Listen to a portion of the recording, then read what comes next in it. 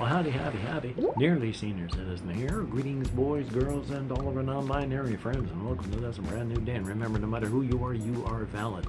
A very good thing. Thumbs up, and it is indeed a brand new day with bright, hopefully changing colored lights over on this wall.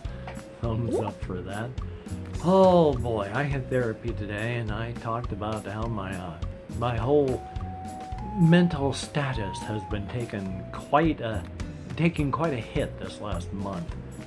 Because, first off, I've been having all that regular, finding out that I've got the premature ventricular contractions, which is, again, the most common form of non-threatening non-life-threatening cardiac irregularity.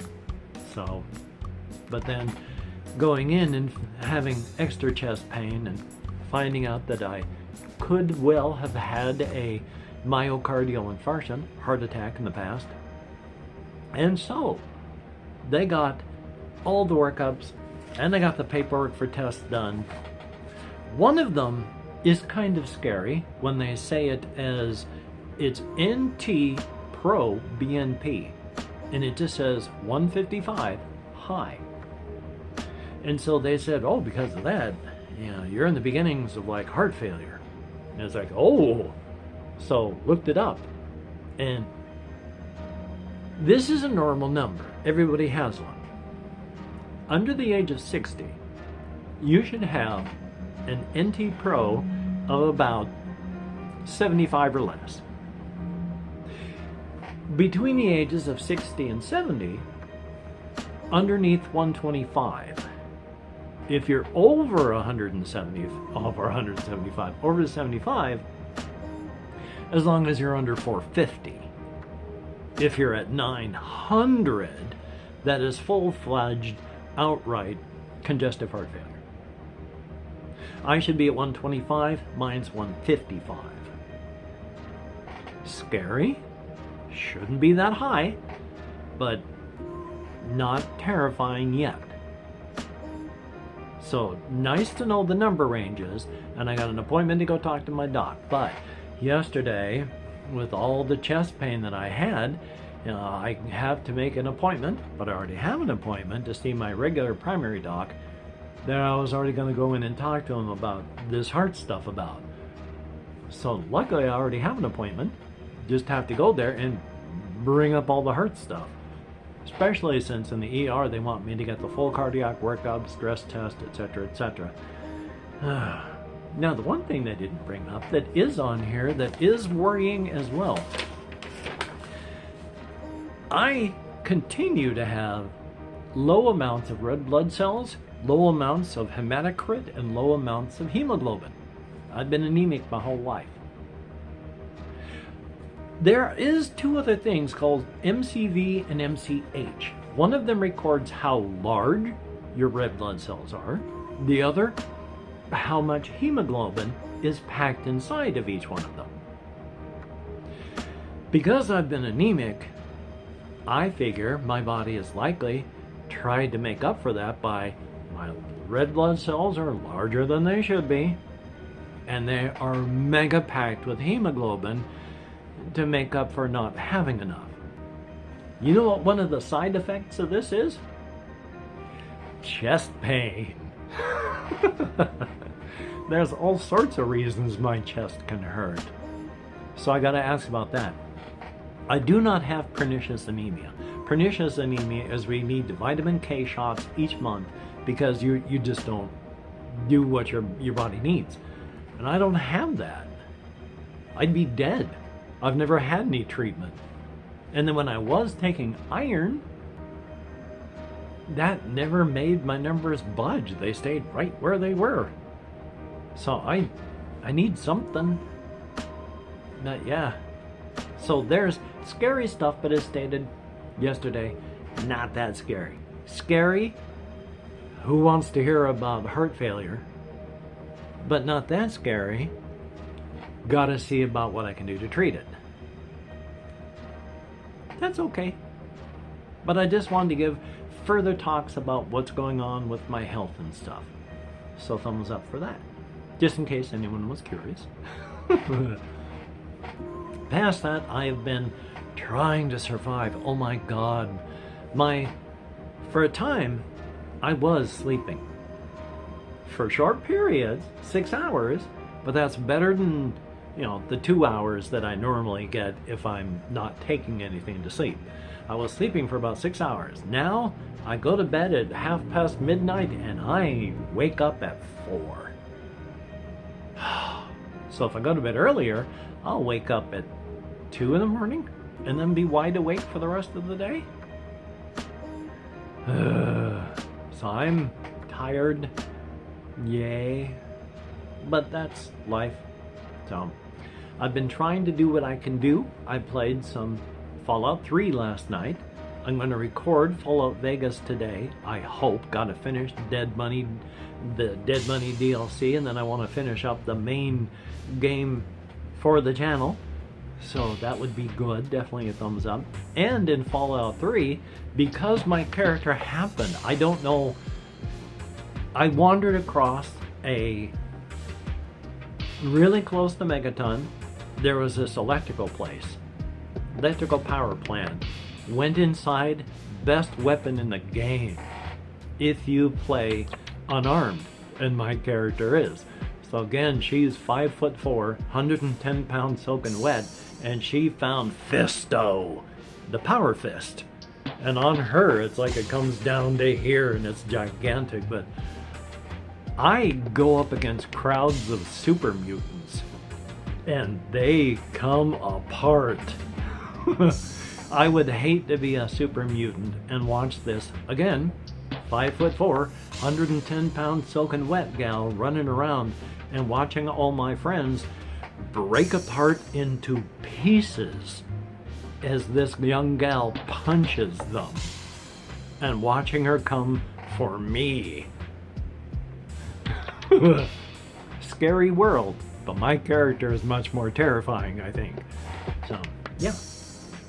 Again, I see the characters and bad guys with their guns. I just start juking my way toward them, and whap! They become, they go from living, breathing, thinking human being into just a loose, wet assemblage of dripping parts in a sort of general spray and sort of that way. So, thumbs up for that.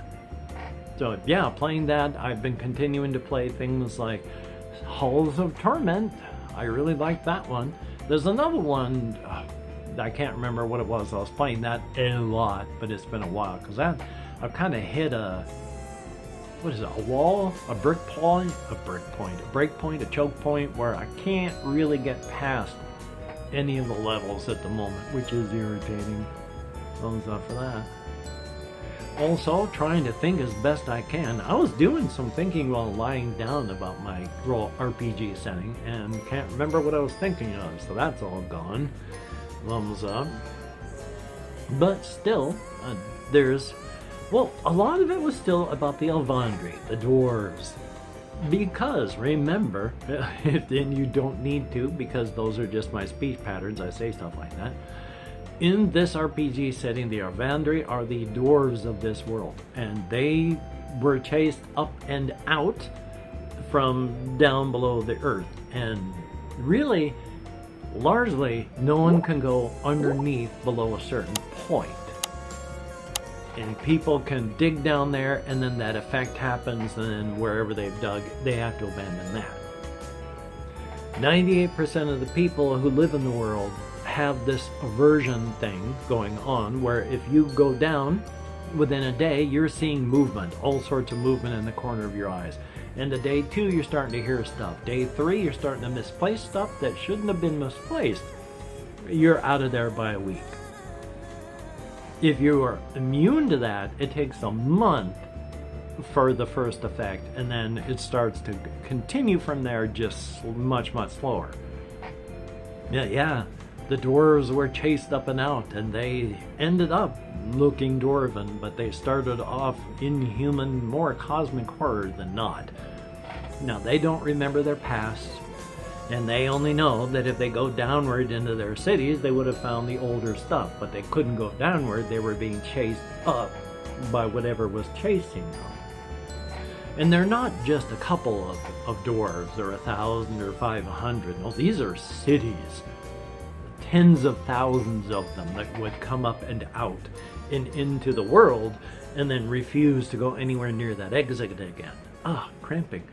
Now, a lot of dwarves didn't survive that. The ones that came up underwater, the ones that came up on the northern and southern poles, in the middle of deserts, such like that. You'll find these entrances dotted around the world where there's no evidence of the Elvandri anywhere, because they came up and out and they couldn't survive and they died.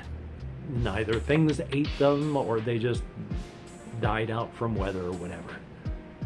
So they're everywhere. But on the continent of Karthkog, where the Hulat are, the Apani, the Habani, and the Orkani, the orcs are kind of in the air about the Elvandri. Because if you weren't of the land, you're not Hulat people. The Apani Hulat are the Apani, but they are people. The Habani are people. The Orkani are people. You have to prove yourselves to the Orkani, and generally, while it's changing, they don't look upon the other races on the more conservative as people. Instead of being Hulat, you're Hulat, animal. But that is big time changing, especially among the younger generation. I can't remember where I was going with that. I love ADHD. Still, that's what's happening. There's all sorts of stuff. The continent of Karthkog. I remember I was talking about that, and I was talking about the Elvandri, the dwarves, but... oh yes, the Orkani.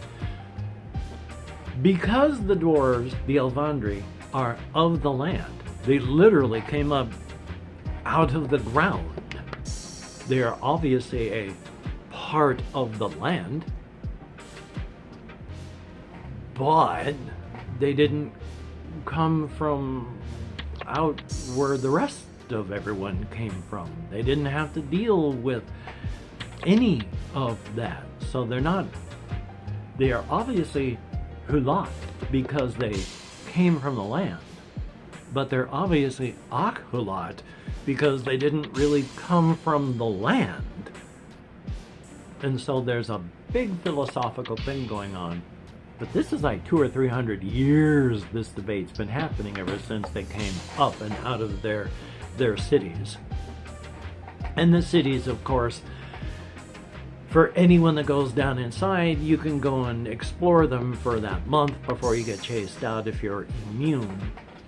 But the further down you go, and you got to travel far and you got to travel fast. There was a team of very fast individuals who went down as quickly and safely as they could, and it just becomes more and more inhuman until you can't even tell what things are. Furniture and implements are more extruded out of the sides of the corridors and paths, and eventually it just becomes far too confusing for normal beings to even be able to figure out. It gets hard to tell even where up and down and left and right is, so that's when they have to leave. So they were nothing near to what they are now. Very cosmic horror in that fashion, but to survive, they adapted. Whatever chased them up and out. Now there are, of course, this still happening even on Landlua. They did not know what, why, or how, but after the dwarves showed up and they figured it out. But there are cave-dwelling dwarven, which are the elves of that area. The cave dwellers, they can go much, much further below any other. You can dig here and have to abandon it because it went too far. Whereas they might be living in subterranean caves down this far. If this begins to happen in this build, they have to abandon the entire thing. Whatever cave or cavern they've just opened up, if it happens there, they just have to close off and abandon that cavern. And the effect does not go any further. So it's not hard and fast, and nobody understands what the heck that is, and really how and why it chased the Elvandri up.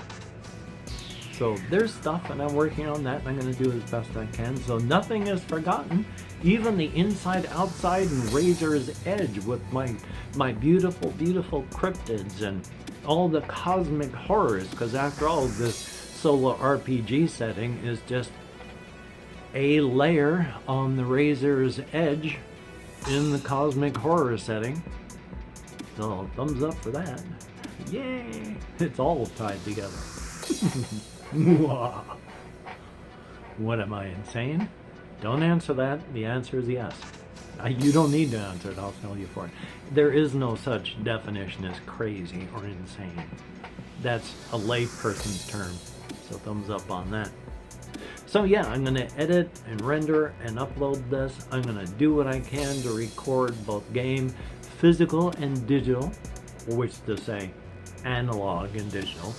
So we'll see what happens that way. Hopefully you can get done the things that you would like to get done, because that would be awesome. Definitely a good thing. After I get finished, I still need to go out on walkies. I had therapy this morning. I mean, it's only 11 o'clock now, so it's only been an hour since I had therapy. Normally I'd be 3 or 4 o'clock getting this done, so yay. Anyway though, if you are a Patreon patron, thumbs up and thank you. It is appreciated. Oh boy, I had a whole bunch of extra charges come up. I'm a hurtin'. I would have been hosed like a Christmas monkey without your help. Thumbs up and thank you. It is appreciated to no end. When you look in the mirror, you are looking at somebody who is both beautiful and awesome. If I can, I'm going to read off some names. I don't really feel like I got a ton of spoons right now, so if I can, it'll go here. And if not, I just did that for no real reason at all, so thumbs up on that. If you've left me a comment, thank you so very much. I answer as many as I can, which isn't as many as I would like, especially with all this still going on. Yay! But I read each comment and I thumbs up and heart each one that I can. Well, I read every one of them that YouTube tells me about. Good old YouTube. Yay! So, until we meet again, you take care. Have a great day today.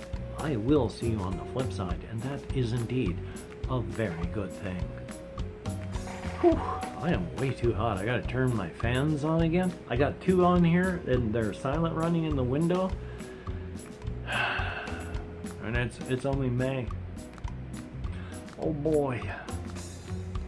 Oh boy.